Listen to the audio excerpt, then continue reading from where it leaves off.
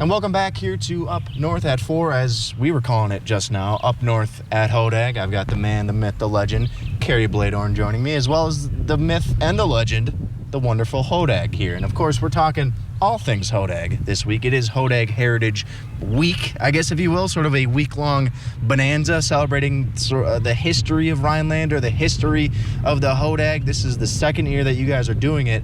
What was sort of the impetus, the brainchild behind wanting to do Hodag Heritage Week? Hodag. Oh, sorry, I was caught up in the Hodags there. Every day is Hodag Day in Rhinelander. 365 days a year, this community just loves its Great Pine Beast. Right. And 129 years it's been around town, and the community has embraced it. It's really become a part of the fabric of Rhinelander, the community. But we thought it would be wonderful to celebrate with a dedicated week-long list of events around town, to acknowledge the uniqueness and how special Hodags are to the Rhinelander community. And then finally have a big Ho Shindag, you could say. Okay, I see what you did there. At Pioneer Park. And it's been a partnership between the Hodag store, the Pioneer Park Historical Complex, and the Rhinelander Chamber of Commerce. And the gals down at the Chamber, the event coordinator, Rachel Balin especially, has been putting in countless hours this week, running all over and wrangling Hodags. And so I just want to take a moment to thank them and thank everybody in the community that's supported this event this week. Yeah, absolutely. And I got to say, you look great for 129 years old. I would have guessed a day over 20 personally. Okay, I think that was a thank you. I'm not sure. I don't speak Hodag real I well. have done a lot of research on Hodags, spent a lot of time around Hodags, so I have become fluent in Hodagese. Okay. And yes, that was an exuberant thank you. Oh, perfect. Awesome. Well, obviously, the big event, sort of the grand finale of this whole week, is coming on Saturday, right here at Pioneer Park. Sort of a day-long celebration. A lot of things going on, starting with a pancake breakfast, if I'm not mistaken. Are you on the griddle making some pancakes, Kerry? What's going on here? I'll be running around helping to sling the sweet pads, if you will, certainly. That's also a partnership between the Rhinelander Masonic Lodge and Pioneer Park Historical Complex, and we also got a lot of help from the Rhinelander Women's Club. Okay. So 8 a.m. we'll be serving up pancakes and sausage, so that'll be an awesome start to the event. And then there's Hodag stuff going on all day. We're actually sitting in the exact spot where the Hodag Big Top will go. Okay. And there'll be a stage with speakers. The park will be filled with vendors. Right behind us back here, there's the wonderful Pioneer Park Playground, and we'll have a bounce house, kids activities, all being helped by the Rhinelander Boys and Girls Club, or the Boys and Girls Club of the Northwoods. So just so much stuff going on. And then at the end of the afternoon, we'll have live music here under the Big Top. You said you're going to have some speakers out here. What are we just covering? Historical topics? What can people expect if they're coming out on Saturday? So Hodags are technically a cryptid, a creature that is known to man but unfounded by science. And so it's good to acknowledge Hodags in the long line of chupacabras and Bigfoots and Loch Ness monsters and that sort of thing. So this year at the Hodag Heritage Festival, we have a lot of people from around the Midwest, around the country, that are coming into Rhinelander to take part in this cryptid and Hodag celebration. And so we'll have Chad Lewis, who is a Midwest cryptid speaker, very well known in the country, and he'll be here talking about Northwoods lumberjack creatures, including Hodags.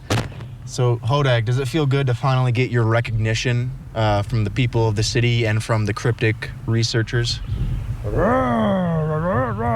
I don't need you to translate, Kerry, because I know that is a happy sound from the Hodag. Yeah. So the big thing I want to talk about, though, is this Hodag calling contest, and I'm going to have to ask you some tips about that. We're going to take a quick break, but when we come back, Kerry, I need to know the ins and outs of Hodag calling. Well, we have the Hodag right here, so we'll get the best example of it. No better person to ask than the Hodag himself. We'll be right back here on Up North at 4. Welcome back here to Up North at 4. I'm sitting here at Pioneer Park with Kerry Bloedorn and the Hodag himself. And the big event coming up on Saturday to sort of wrap up Hodag Heritage Week is the Hodag calling contest at high noon, as you were saying. What goes into a perfect Hodag call, right? Like, we're going to have some judges here. What are you looking for when people enter this contest? Well, hodags are a prehistoric creature, likened a little bit to, related to the dinosaurs. And so we assume that hodags have a roar or growl of sorts. Certainly this hodag, when it speaks in Hodagese, sounds very growly, guttural. Right. So to my knowledge, this will be the first ever hodag calling contest. And we just invite people to come down to Pioneer Park and give us the best example of what you think a hodag sounds like. So there's no correct answer here, right? It's sort of up for artist interpretation, if you will. Is that fair to say? Absolutely. Okay. So what about, just to kind of get your thoughts on it, what do you think a hodag sounds like? I'll do my best hodag call here.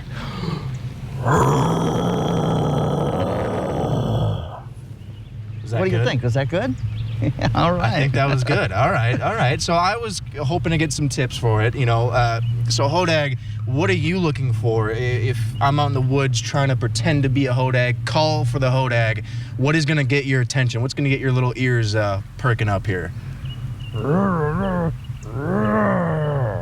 Okay, so I think that means loud and get your chest into it. Am I? Yeah, the hodag says volume is certainly a factor, and also uniqueness. Oh, okay. So you got to have like a little personal touch, is what you're saying. Yeah. Okay. I'm going to try one now. You guys can sort of judge me, let me know if it's good or not. But I got to know, it's from deep in the stomach, through the chest, loud, let it go. So it's got to be... Hey, that was pretty good. Not bad. Maybe we'll see you on Saturday, Nate. You got to enter. I might have to. I don't want to, get people too nervous because that was a pretty good hodag call. But people that do enter, what could they possibly win besides maybe all the hodags gathering to come say hi after such great hodag calls? The accolade of just being the best hodag caller in the community at the first ever hodag calling contest, that's prize enough. That is. But they'll also win a $50 gift certificate to the Hodag store, Rhinelander's dedicated hodag souvenir shop. Perfect. So, I mean, if you can call the hodag, you might as well wear the hodag's gear, right? That's right. I think that's the way that works. So, well, thank you guys so much for joining me. Final question, though. People want to come out on Saturday. What time should they be here, and how long is this going on Saturday? Like we mentioned, the pancake breakfast starts 8 to 11. The hodag ceremony and grand entrance is at 10 a.m. And then there'll be events going on throughout the day, including green hodag beer brought to us by Hodag Ales from the Rhinelander Brewing Company. And 4 o'clock is the band starting, so it'll all go until about 6 o'clock in the evening. Perfect. So we're going to end the interview here, but before we go, I figured the hodag could sort of play us out with a little growl. Do you mind?